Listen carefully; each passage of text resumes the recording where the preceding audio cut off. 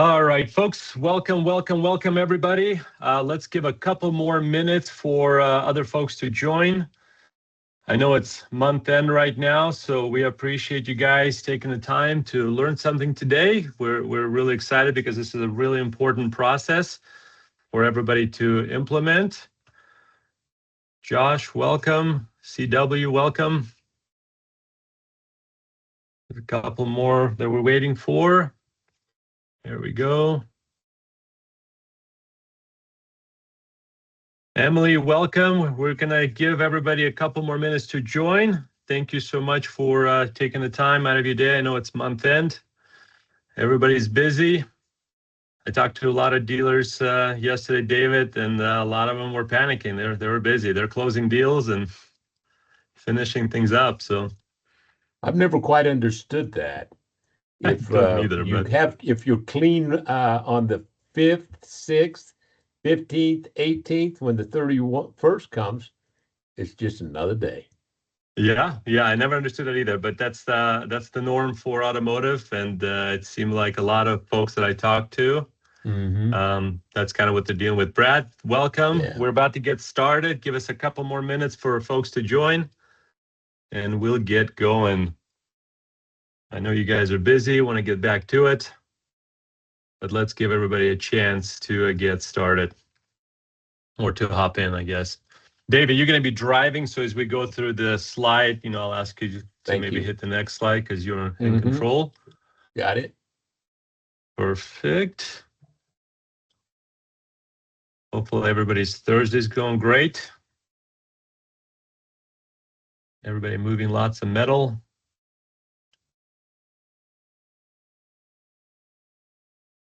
Perfect. All right, David, it's 10:01. Let's get started. As I mentioned before, there's going to be a lot of folks. There's somebody else is joining.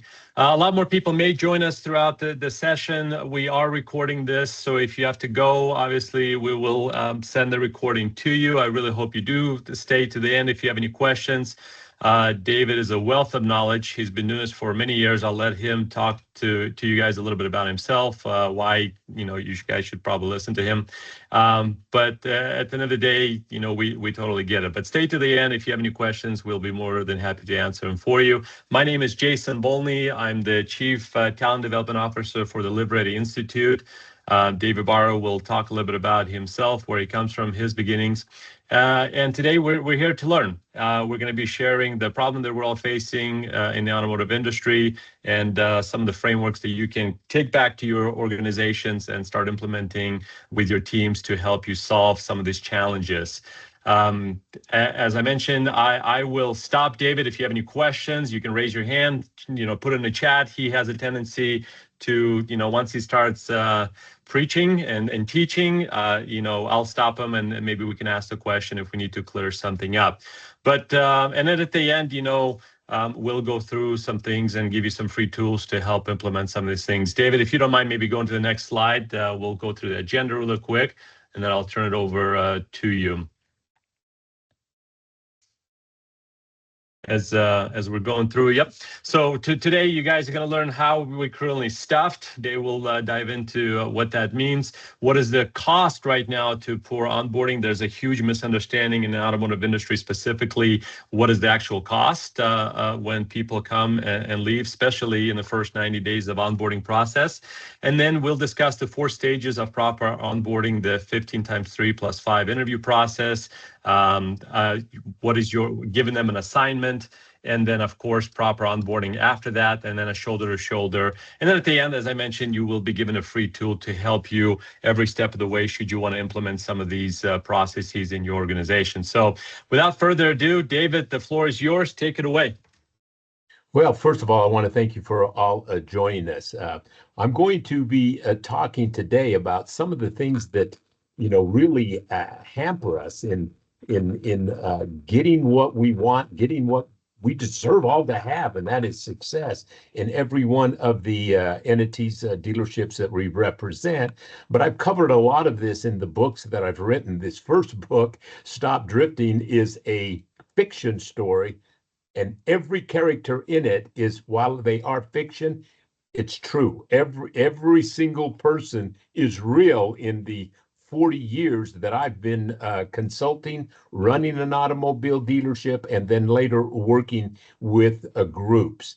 But what I want to get to from the very beginning, that whenever I'm talking to any automobile dealership group, I've had 2 coaching sessions already this morning, and it is month end. And I'll tell you, when you go through and understand what you inherit what you're working with, it can be overwhelming, because what I'm going to explain to you right now is the way that people are stuffed to either be successful or to lack success, and how it is that we as leaders can motivate. How do we shape our teams so that we can have the kind of successes that we want? But 3% of the general employed population in the United States of America come to us. Just 3% are goal driven. They wake up every morning to win. They are driven by goals. They're score setters, and these folks control about 80% of our nation's wealth. We all have seen groups like this in automotive that just seem to never let any outside interference. Like now, we've gone through 4 major changes in the United States, from COVID to chip interruption to now we've got interest rates and oil change. How is it that we keep our individual groups' heads in the game of selling cars and selling services? And it starts by understanding how they're stopped. 3%, we don't have to do anything but just get out of their way.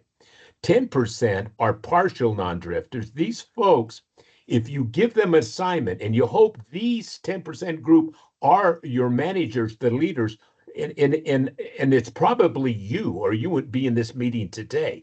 But these folks are looking for ways that they can execute better, and they take great pride. And if you give them an assignment, they're going to get that assignment done without hesitation, without follow-up. And then they'll want to have another assignment given to them. So they're paired with the 3% group.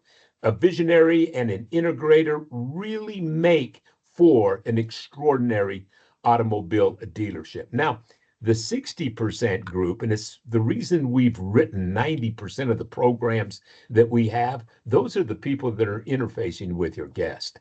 That's the person that if you do not have them excited, you're going to have some difficulty getting your message across, your theme across, who you are. But 60% of the gainfully employed just get up every morning and they just want to get through the day, get through the week, get through the month, retire someday, and be happy. They do not have a goal. They do not have a scorecard. Therefore, they don't keep score. But they've done everything the mom, dad, most of them, have wanted them to do. They take directions from their priest, bishop, Boy Scout master, teachers, etc. They've even done well in school on the most part, as far as a grade point average, but they lack purpose. They can become your army if you can get them to join your purpose. And then the next group, 27% of the gainfully population. And think of this, 1 out of 4 people are so destructive drifters that their clear purpose in life is simply to ruin your dealership. And you think for a minute, do I have anybody in my group that is just a negative, stinking, thinking individual? And you can identify them, because right after you have your sales meeting, they have their own sales meeting on the blacktop or in different parts of the showroom, and talking about how ridiculous the initiative is of the day or the week or what have you. So the best thing to do with a 27%, which you cannot change normally, very difficult to change them, is transfer them to your competitor in your area so they can ruin their dealership and not yours. So from the very beginning, just understanding this pyramid and how it works, the 3, the 10, the 60, and that you've got about 13% of the population, and that's got to be your leadership group. A sales leader, a service leader's number one responsibility is the development of people to execute your themed processes that get you what you could and should have. When we look at that, in doing this for over 35 years in automotive and another 10 years at the Marriott Group, where I kind of grew up in hospitality. Just to take a moment, if I might, the stuff that we do is very, very targeted. I learned early on in my days with Marriott, starting as a dishwasher, working my way up through the hospitality system to become an area manager, district manager, director of training for the Western United States. I got the idea of people and themes. Why couldn't we do what they do in automotive? That's what intrigued me to come and move from hospitality to the last 40, about 35 years. I can't believe how old I'm getting in the automotive. But in doing this, we have found that this middle 60% group, the moment that you have a purpose, the moment that you can articulate exactly what you want every one of your guests to feel, not just sell them a car, you want them to feel this during step one. I want them to feel this during step two. And you can get this group to hear this message. They'll divide themselves into three different, a third and a third and a third subgroups. The top 20 will join your 10% group, and you begin to have a shift. The middle, and that top 60% will look and act like a 10%er the moment you've given them a purpose. The center, you will have to inspire about that's why you have to have your morning huddles, to give them a readiness mindset, a meeting and a motivation, and they'll do it for 8 hours. The bottom 60%, you will have to tell. You'll have to, every 2 hours, you'll have to find out, where are they at? What are they doing? Are they in the BDC? Are they with the guest? Are they in the service drive welcome? What are they doing? And you'll have to manage them, not lead them. But when you get this kind of an action going, you'll see the pyramid begin to shift. The 27%ers leave the room, and you end up with an extraordinary talent mix. This is the kind of mix that Disney would have, that Chick-fil-A would have, and others that are themed based. And there is no reason that we can't have it in the automotive business. We proved it in the dealership that I ran for 10 years and in the other groups that we're currently working with now. But this is always the starting point.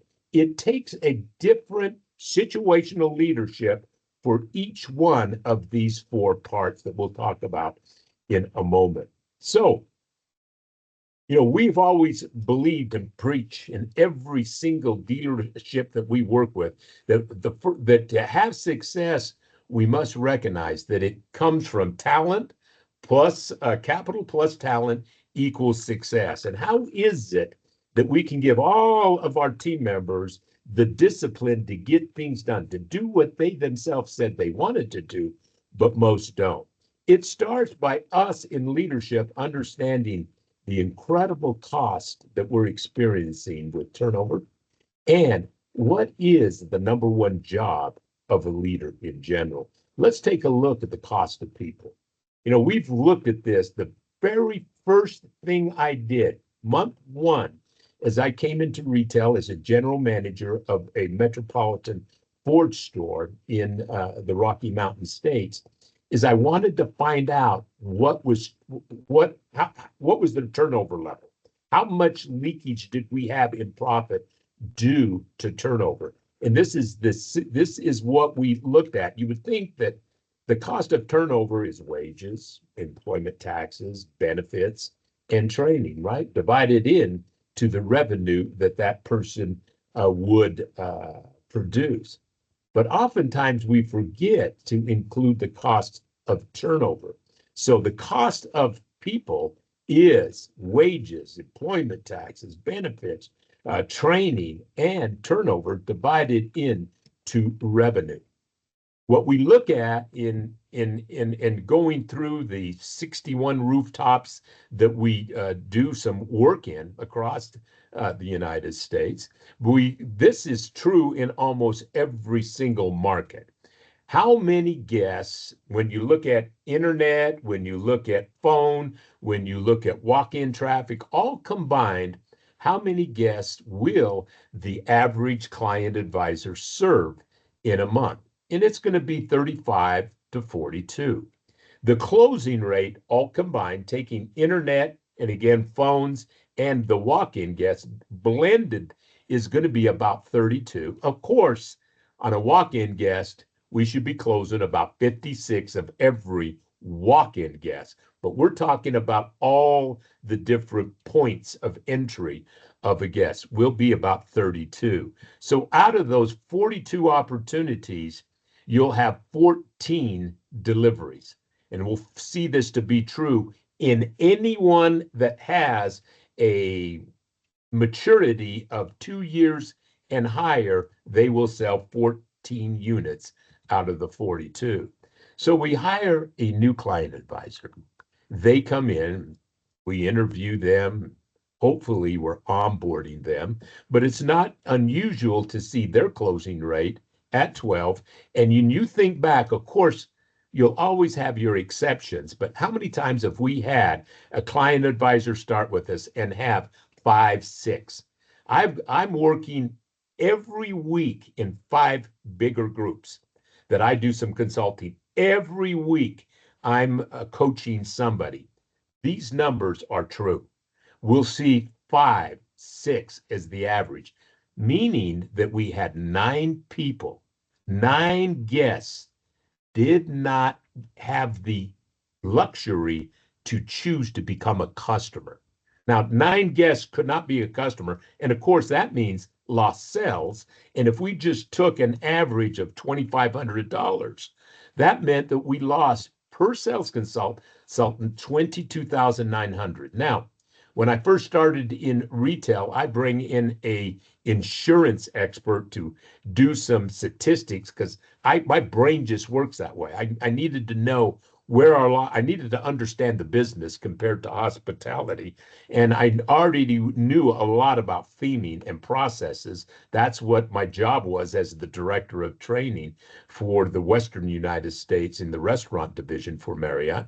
But I needed to understand, and that ours was 28,000. And every study we've done, this is the most recent, 22,500 was lost, and 9 people did not get to choose to become your customer. They came in as a guest and they didn't become a customer. Now, over the next 30 days and then the last 30 days in our 90-day introductory period, it does improve, but any way we look at it, it's $42,000. So we have folks that we want to study. How many turnovers did you have? People that terminated in that 90-day period. And if you come up with 15, and we just recently did this at a group I'm working with, and times that by 42, could 630,000 be real? Could it be real? It is real. And in many stores, that would be another 45%, 25% of profit to the bottom line if we can change this. Can we change it? We absolutely can and have. So it all starts when we're going to choose to add a talent component to our team. We're going to do this interview, and just really quickly, we offer a training. It's called 15 3 plus 5. And it's an interview process that we taught throughout Marriott. And as a regional manager, I had 15 properties in 5 states. Every single one of our leaders went through this. Every one. We had to make the selection as best we could. Now, this is the most unscientific way of adding somebody is the interview by itself. But the interview process, 15-3, we're basically, for the first 15 minutes, we're going to sell us. we're a themed dealership. We have a process. This is what we do. These are our four competencies in variable operations, or our drive process in the service. And we sell that, and what we're in this business to do. We show people that what is our trust level compared to the national trust level. The national trust level for our industry is 7%. We have dealers that have an 80% plus trust level. Those are the ones that steal market share. Then we have the applicant give us their story. You want to listen. Can they sell themselves?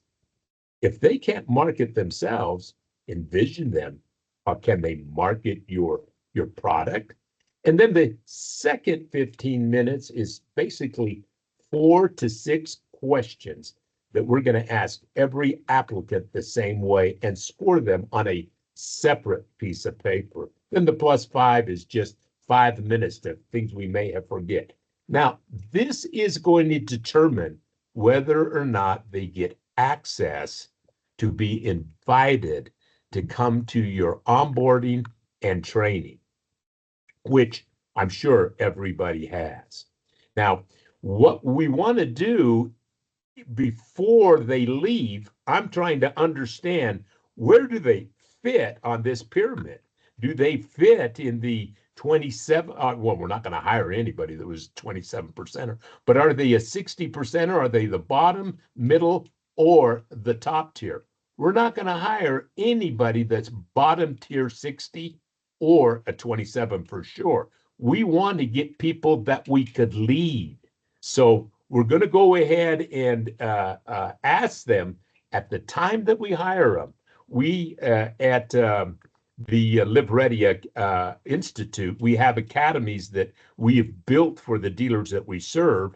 And if they have one of our academies, then it's an online process that they can do the training from their phone or laptop or their desktop.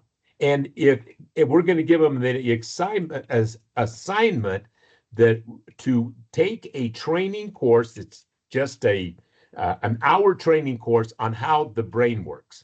How the brain works in taking us from a negative state to a positive state.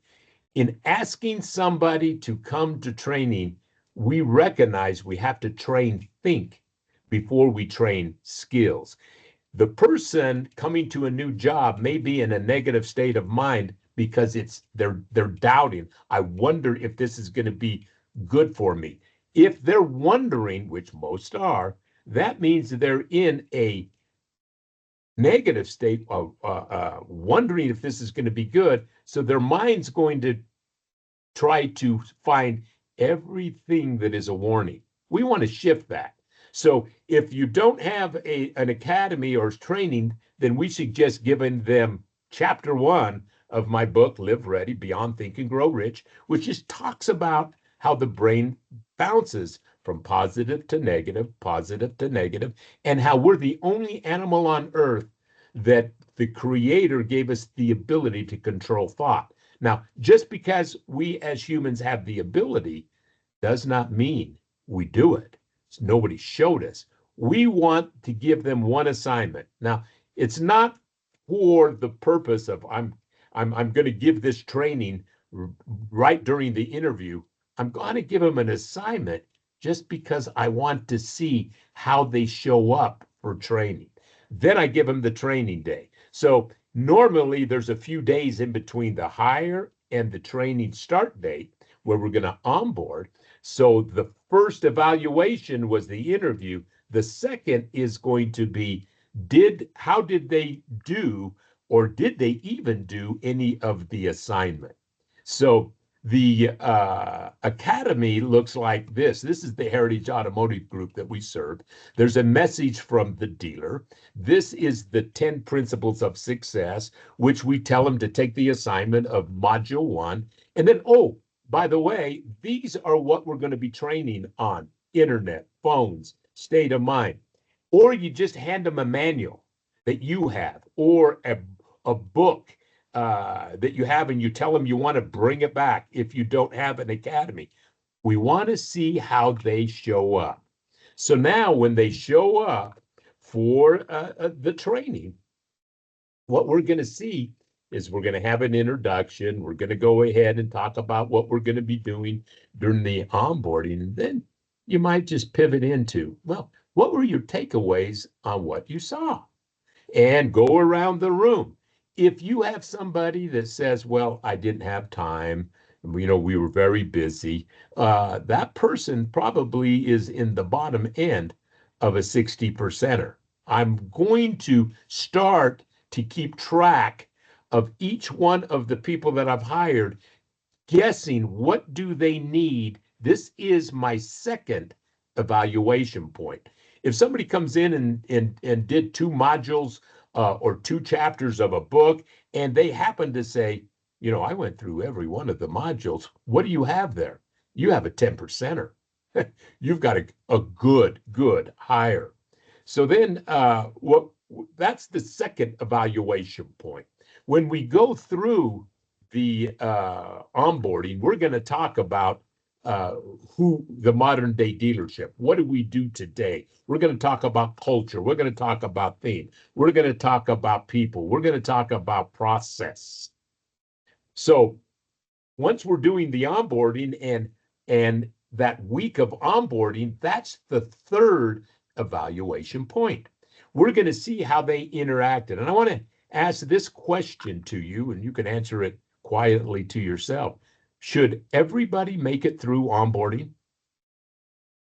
Absolutely not. This is if you haven't identified that the person, if they're a middle 60 percenter, hire them.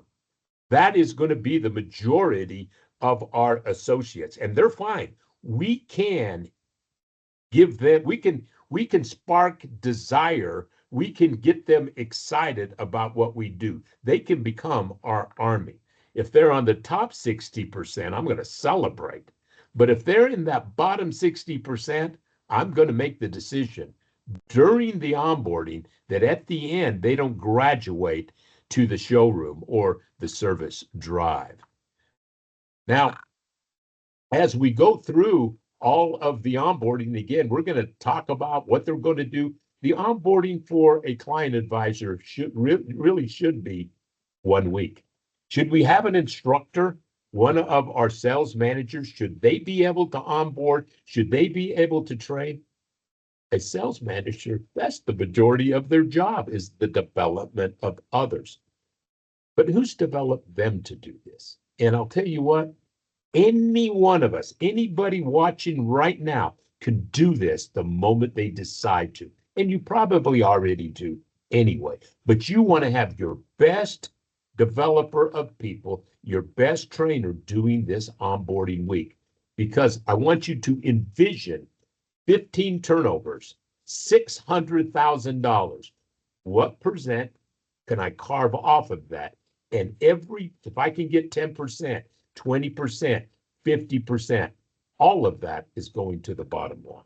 All of that is going to the bottom line. But we're going to discuss that with them. Now, the fourth evaluation piece is on the last day of my onboarding. This is where you want to invite your mentor, who is the team leader.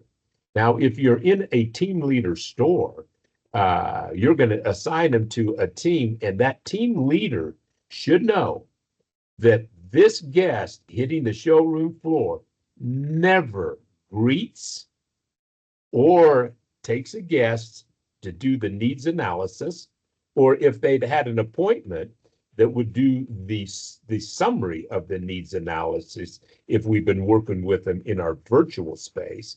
And when they come in, they don't start with step one.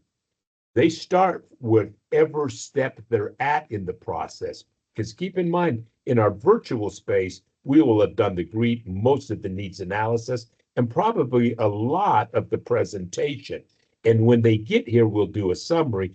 The team leader or sales manager is doing that with the guest or a new client advisor for the first 30 days. Now, you ask yourself, can I afford to do that? Man, can you afford not to do that?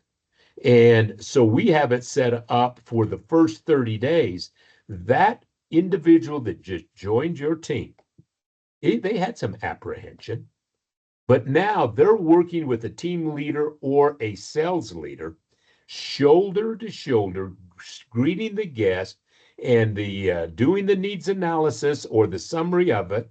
They're going to have graduated by being able to do a demonstration drive. They'll take the guest on the demonstration drive. I'm not going to have my team leader do that because he's got to watch the other folks within his team and lead them. But then when they come back, that team leader is going to present the terms discovery and really is going to sell the car. And the brand new client advisor is going to get the benefit of what? The sell. And they're going to go home in with 14 sales out of the 42, and that's going to make a pivot in the state of mind of that new person. And they're not apprehensive anymore. When they go home to their significant other, they're showing them vouchers every week, and then they're saying, man, I made a good choice. Now, in the first 30 days, if your team leader, sales manager has to go shoulder to shoulder with them on the second 30 days, we probably have gotten not a great choice. But on the second 30 days, now the team leader is watching them closely. I'm not presenting the numbers. I made the first half of that second 30 days, but I'm watching them present the numbers. And then in the last 30 days, I'm watching them from the bleachers. I'm not shoulder to shoulder, and they will graduate out. And then that 90-day introductory period that we have in all of our employee manuals, that's what it's for. So we have 4 evaluations. We have the interview. We give them an assignment. They come to onboarding. We check and see, did they do the assignment? And then we have the onboarding itself. Have they learned some of the features and benefits of a car? Can they do a demonstration drive? Then they hit the floor, and the first 30 days, it's shoulder to shoulder because we're not going to waste any of the 42 guest opportunities. And every guest should have the same experience to make the same choice of becoming a customer. And we want to have that revenue. When we do that, we're going to end up in a place of a great selection, and we're going to have harvested everything we could from the opportunity, and we'll have people leaving. Man, they really treat new people well when they see how we do this in team selling. So in summary, it's those 4 touches: the interview, the assignment, the onboarding, and shoulder to shoulder that gets us the kind of experience and the kind of return that we want on our 42 guest opportunities. David, this was awesome. Every time I watch this presentation, it seems like I learned something new. But in a nutshell, you mentioned already, these are the 4 stages, which is a little bit different compared to the sink or swim mentality that a lot of dealerships are currently trying, right? Most managers, to your point, never had the training. They never had a framework, onboarding framework. They were onboarded kind of similarly, right? They got thrown to the wolves and they survived. And, a lot of them don't know what is the better way. But these processes, you were being a little humble earlier today, but these processes are used by some of our partners, dealer partners right now, that are #1 in the nation in Volkswagen sales, the Feel Good Auto Group. And this is how they bring people on.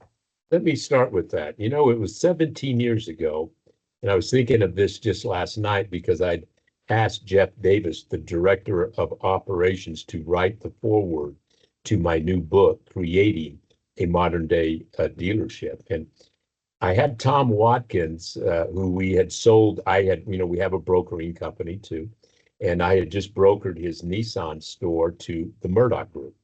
And in the month before, they came to our Live Ready Institute learning center here in Salt Lake City where the store was. And they used our training room for 1 month and hired the whole 20 sales client advisors. And they role played, role played, role played, role played, role played. And month one, the selling store did 47, and month one, they did 120. The selling dealer, who also owned a Volkswagen store, called me and said, "How in the world did that happen?" And then I talked to him about, well, Tom, uh, you are an excellent capital partner. You know money, financials, but are you an excellent talent development partner? Well, probably not.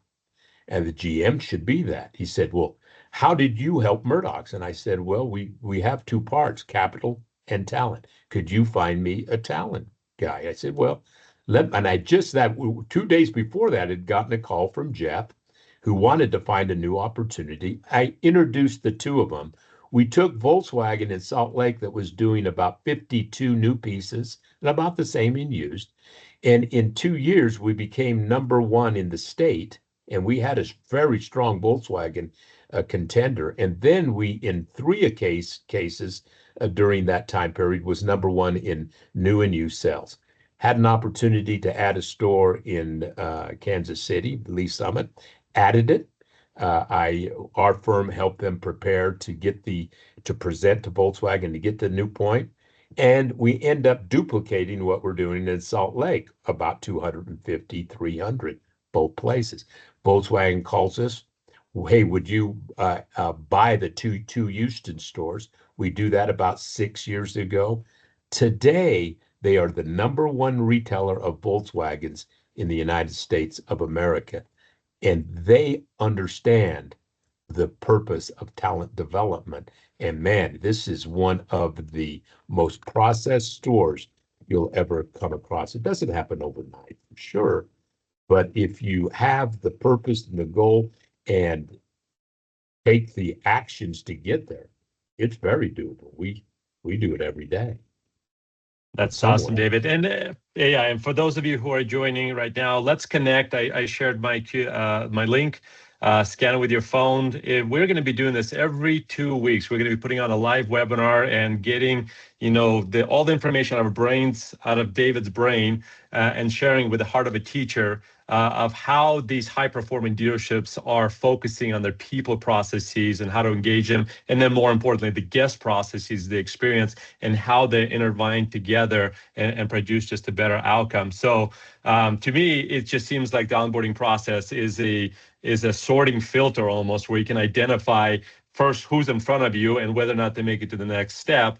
And then obviously not everybody's going to come out of onboarding. We think we're these great interviewers and we think we can find top talent, and then we act surprised when somebody doesn't make it.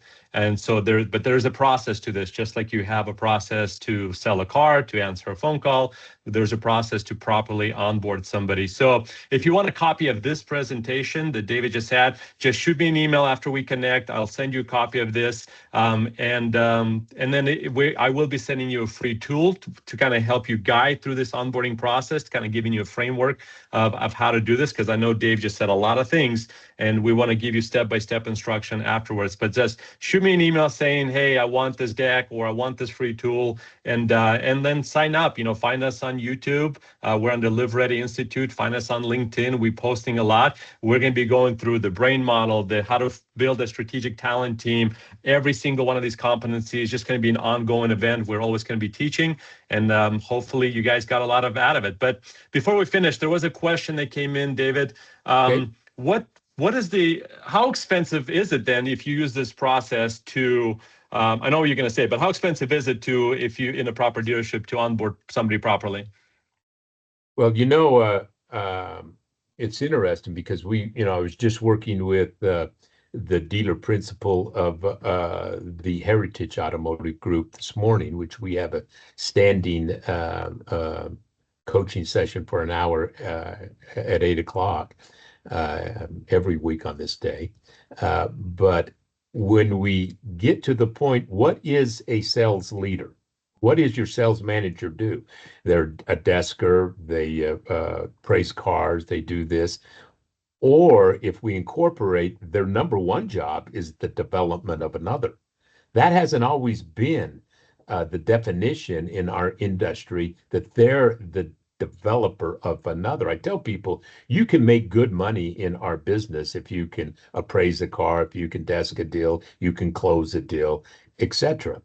But you can't make great results unless you can teach others to do that same thing. So the cost really, you can honestly say, isn't anything because you have the individual people, but do you have them developed? Now, there is a development cost for developing somebody that has a desire to learn something that they don't know.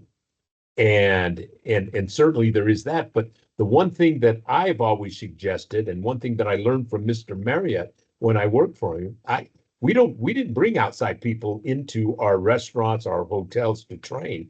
We trained our leaders to be able to do that, and that's what we do here at the Live Ready Institute, because it's the development of your sales leaders, and you already have the people. But if they knew how to do that and they really believed in the importance that that human being that just came in and started with you, they had fears. Something's going on. It wasn't right, or they wouldn't be joining you. They have a deficiency in income at home. And if I can help them, what's your goal? To make 6,000? Okay. How much would you have to sell to make 6,000? 14 cars? Okay. What would you be willing to do to sell it? And line that all out and then be the mentor to them. We took the Ford store that I had was trying to be terminated. We took that thought and got that embedded in every leader. And we went from the first year wanting to be terminated to being showcased at the Ford New Car Show as best in practices, because we had the average position for our client advisors was 6 years, 4 months, and we had 22. Now, that didn't happen overnight, but that we didn't have leakage in profits. So there is a cost to develop the individuals you have, but the individuals you have in leadership, all of us, we got to understand our number one role is development of another. So that does take a different skill set that Amazing, can be David. learned. Yeah, no, absolutely. And onboarding is just the first piece of the journey. Well, maybe not the first. There's lots of, first you got to learn a lot of the stuff. But thank you so much, David. We're at the end of our webinar. Thank you, everybody, who joined us. And like I said, reach out to us. We'll be putting more webinars like this together and continue providing you with this great content and helping you guys skill up. Thank you very much. I want to thank yeah, everybody that joined us. It's my pleasure to share anything that I know. The fourth quarter of your career is sharing what you know with others so they can do it quicker than I could do it. Thanks, everybody. Bye.